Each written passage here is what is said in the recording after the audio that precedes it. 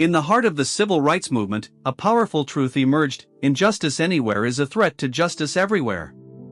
This declaration by Martin Luther King Jr. encapsulated the essence of his fight. He understood that the struggle for equality needed a chorus of voices united against oppression, transcending race and inviting diverse allies to join the cause. The 1960s were turbulent. Jim Crow laws enforced segregation, and racial terror gripped the South. African Americans faced systemic racism, economic disenfranchisement, and violence aimed at silencing them. Yet, amidst this bleak landscape, the Southern Christian Leadership Conference, or SCLC, was founded, becoming a crucible of unity. On February 14, 1957, in Atlanta, Georgia, leaders from various civil rights organizations gathered, igniting the flames of a coordinated effort that would change the landscape of America. They championed nonviolent protest, believing in the power of organized efforts to effect social change. Labor unions emerged as critical allies in the struggle. Philip Randolph recognized the intersections of workers' rights and civil rights, orchestrating events like the 1963 March on Washington, uniting laborers and civil rights activists into a powerful force. This partnership showcased the intrinsic link between economic rights and racial justice. It was during this time that the Economic Bill of Rights laid bare the chronic poverty many African Americans faced, emphasizing that the fight for economic equity was just as essential as the fight for civil liberties. King also fostered alliances with diverse religious communities. Clergy from various denominations joined hands in protest, their commitment to justice serving as a moral compass for the movement. In a country rife with division, King's ability to mobilize varied voices under a shared banner of justice remains a testament to his leadership. He once stated, "We must learn to live together as brothers or perish together as fools," encapsulating the need for solidarity across racial and religious barriers. Amid this struggle, a vibrant wave of youth emerged, inspired by King's message of nonviolent protest. Student-led organizations, like the Student Nonviolent Coordinating Committee, electrified the movement, taking to the streets to demand equality. Protests became a daily occurrence, filled with hope and defiance. Yet, alongside these young men, women like Rosa Parks and Ella Baker stood at the forefront, mobilizing communities and raising awareness, reminding everyone that justice is a collective effort. Parks, refusing to give up her seat on that fateful day in December 1955, sparked the Montgomery bus boycott, proving that one brave act could catalyze a nationwide movement. These layers of coalition building crafted a narrative of unity, relevant today as it was then. King's ability to harness the collective strength of diverse communities illustrates a crucial truth: unity is not the absence of differences, but the presence of shared purpose. Reflecting on King's legacy compels us to consider our roles in continuing this fight for justice. The challenge lies in embracing differences to forge stronger alliances against oppression. As King emerged as a voice for all marginalized groups, his journey wove through diverse communities, reflecting a tapestry rich in colors and stories. The SCLC, under King's leadership, championed nonviolent protest as a powerful weapon against systemic racism. King understood that the fight for civil rights required the strength of many, extending beyond racial lines, embracing the struggles of poor whites, Mexicans, Native Americans, and women alike. His words, "Injustice anywhere is a threat to justice everywhere," resonated through history, confirming the fight was collective. The March on Washington in 1963 illustrated this unity, drawing over 250,000 people from varied backgrounds.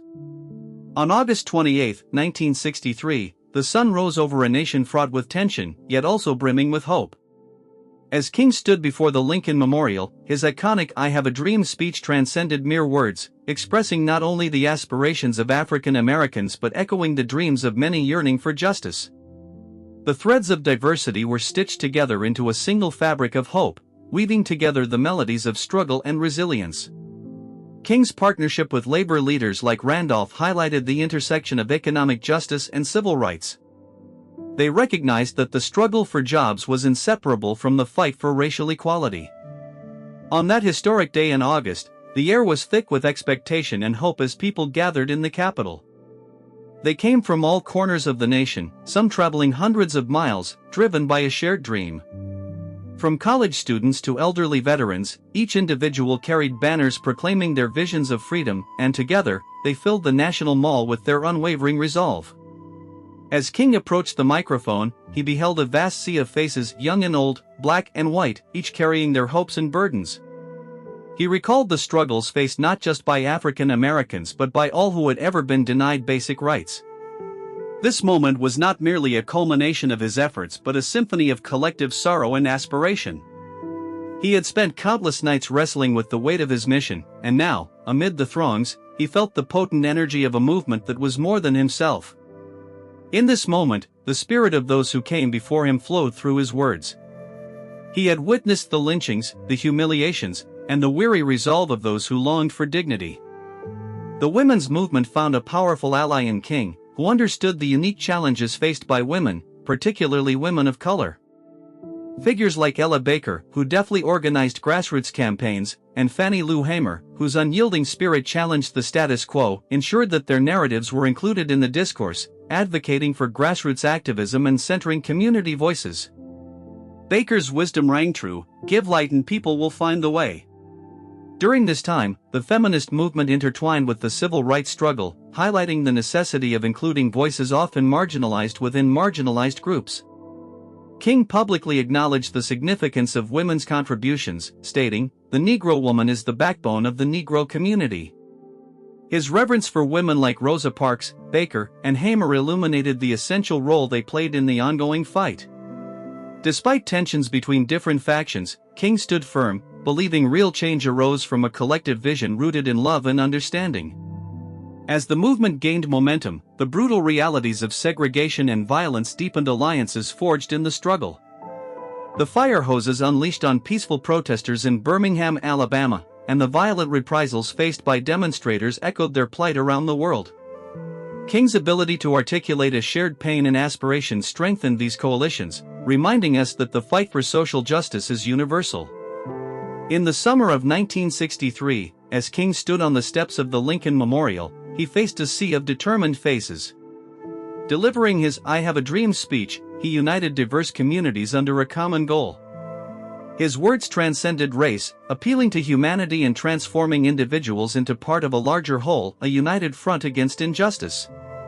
In that moment, he became the voice of a generation, channeling the frustrations and aspirations of countless individuals into a single, powerful narrative. King's unwavering commitment to nonviolence illuminated this pivotal moment. He urged the masses to take a stand firmly yet peacefully, proclaiming, "Hate cannot drive out hate, only love can do that." This message was the heartbeat of the civil rights movement, reflecting his belief in the transformative power of love. As he shared his vision, he painted a vivid picture of an America where children would not be judged by the color of their skin but by the content of their character. His poignant phrasing struck a chord, resonating with idealism and urgency, creating a dreamscape of possibilities. The speech was not merely a call to action, it was a vision of hope, a promise of what could be achieved through unity. King invoked the imagery of the Promised Land, a metaphor deeply rooted in his faith, which resonated with listeners from various backgrounds. He called for a sense of urgency, emphasizing that, "We are not satisfied, and we will not be satisfied until justice rolls down like waters and righteousness like a mighty stream." King's prophetic voice transcended the constraints of time and geography, reaching into the hearts of those who felt marginalized, voicing collective grievances and uniting aspirations. By daring to dream, King ignited a vision that would linger far beyond his time. He became an embodiment of unity, demonstrating that to achieve social justice, diverse groups each with unique struggles must come together. The importance of this interconnectedness remains an enduring lesson, a reminder that to fight for one's freedom is to engage in the liberation of all. The broad coalition that King helped to build at the March on Washington has inspired numerous movements across the world, from South Africa's fight against apartheid to current struggles for civil rights and social justice. King's legacy serves as a crucial reminder that true progress is forged through understanding and collaboration.